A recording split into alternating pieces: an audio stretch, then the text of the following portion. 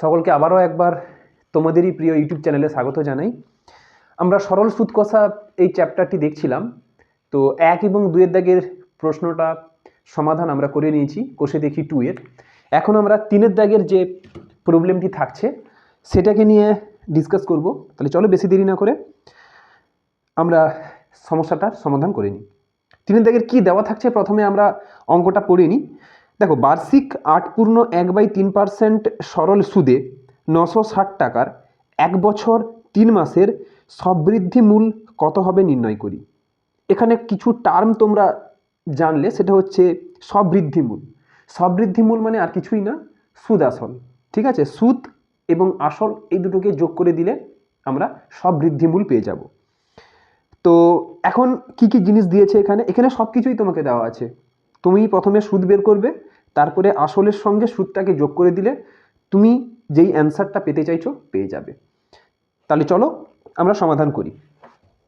দেখো, 3 দাগ কি দিয়েছে, প্রথমে দিয়েছে আসল। 3 দাগে আসল এটা সমান কত টাকা দিয়েছে, দেখো এটা সমান দিয়েছে তোমার 960 টাকা। 960 টাকা, ক্লিয়ার। সময়, আচ্ছা সুদের হারটা প্রথমে লিখে নাও। সুদের হার এটা কত দিয়েছে তোমাকে বলো, 8/1/3। আচ্ছা এটাকে প্রথমে বার্ষিক লিখে নাও। বার্ষিক 8/1/3, ক্লিয়ার। এটা হচ্ছে কি বার্ষিক 8/1/3%। ঠিক আছে, বার্ষিক 8/1/3%। এটাকে আমরা কি লিখতে পারি বলো, এটা হবে বার্ষিক 8×3 = 24, 25/3%, ক্লিয়ার। এরপরে দেখো তোমাকে সময় দিয়েছে। কি দিয়েছে, সময়। সময়টা কত দিয়েছে তুমি দেখো, সময়টা দিয়েছে 1 বছর 3 মাস। কি দিয়েছে, 1 বছর 3 মাস। এই পুরোটাকে প্রথমে বছর করে নাও। কেন, কারণ এখানে তোমাকে সুদের হার যেটা দিয়েছে এটাই তোমাকে দিয়েছে বার্ষিক, মানে বছরে হিসাব করেছে। তাহলে এখানে তোমাকে এটাকে পুরোটাকেও বছর করে নিতে হবে। তো এর জন্য কি করব, 1 বছর প্লাস 3 মাস মানে কত হবে, 3/12 বছর, ক্লিয়ার। তাহলে এটা কত হবে, 1 বছর প্লাস 3 × 3, 3 × 4 = 12, মানে 1/4 বছর, ক্লিয়ার। এবার দেখো বছরটা কমন নিয়ে নিলে কি হবে, 1/4 বছর, 1/4 বছর। এটাকে তুমি যখন সরল করবে তখন কত হবে, 4 × 4 = 5, 5/4 বছর। তাহলে অঙ্কটা দাঁড়িয়ে গেল কেমন, 960 টাকার বার্ষিক 25/3% শতকরা সুদের হারে তোমার 5/4 বছরে সবৃদ্ধিমূল কত হবে এটা তোমাকে বের করতে হবে। তো এখন আমরা সেই একইভাবে কি করব, সুদটাকে বের করব।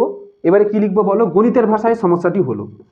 কি লিখব, গণিতের ভাষায় সমস্যাটি হলো। তোমাকে বের করতে হবে কি বলো, সবৃদ্ধি মূল বের করতে হবে।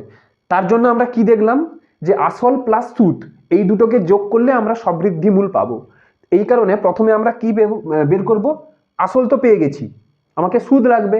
তো সুদটাকে বের করতে গেলে এখানে প্রথমে ডান দিকে কোনটাকে লিখবো, সুদ লিখবো।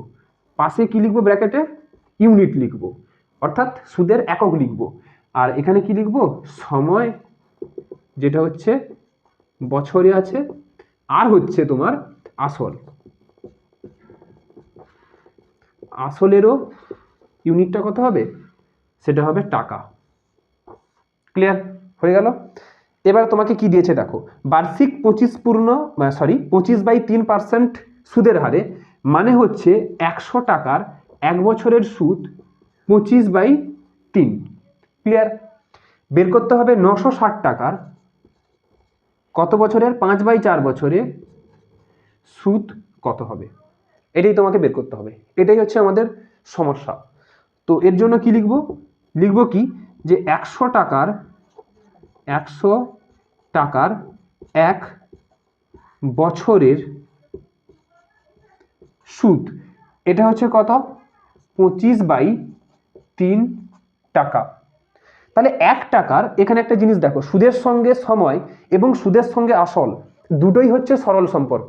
আর সরল সম্পর্ক হলে প্রথমে আমরা ভাগ করব, 1 করলে ভাগ করব, তারপরে হচ্ছে গুণ করব।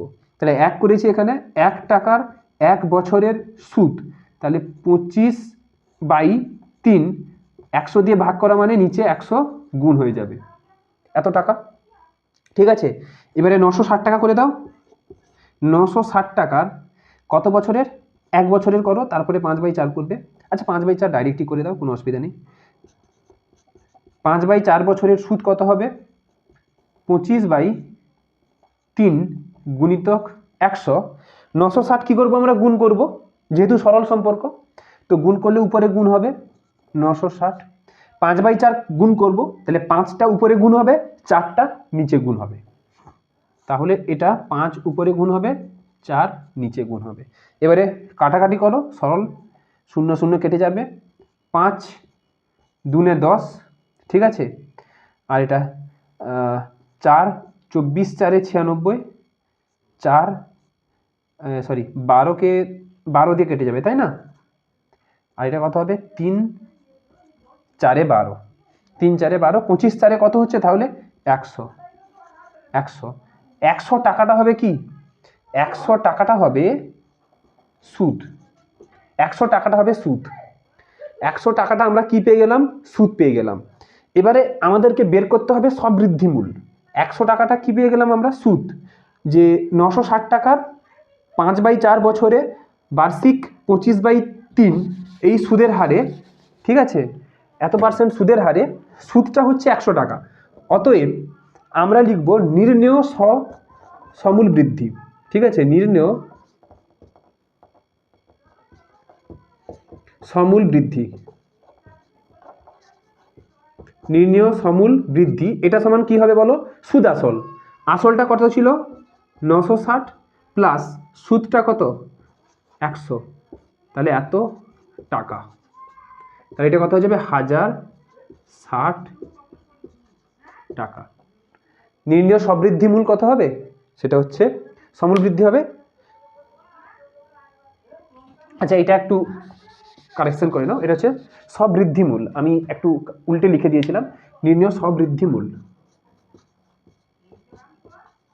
সবৃদ্ধি মূল, এটা সমান কত হয়ে যাবে 1060 টাকা। তো এটা ছিল 3 দাগের তোমার সমাধান, 3 দাগের প্রশ্নের।